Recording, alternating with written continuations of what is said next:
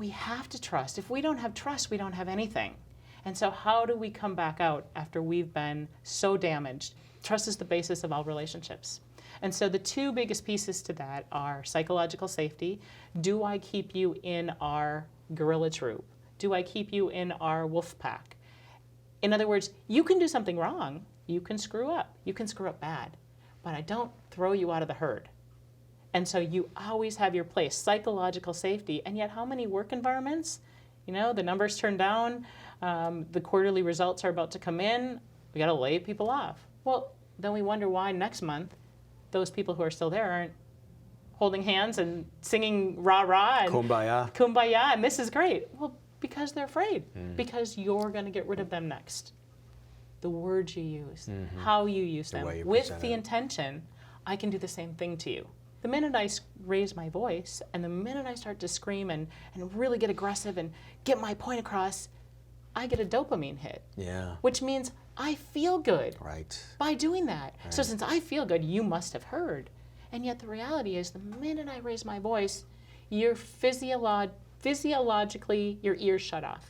You can't hear. No. And you can't think in a proper manner because you're being attacked. Right. So all of this screaming that people are doing and feeling the need to really beat the band and get their points across are having the opposite impact of what they should be having and what they want to have happen because we can't hear them. Right. And we can't embrace their ideas. Whereas if people can take a breath, sit back, have a real conversation at a real voice level, not a yelling voice level, and not a scary voice level.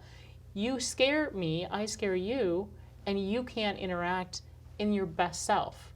You're diminishing people around you by yelling.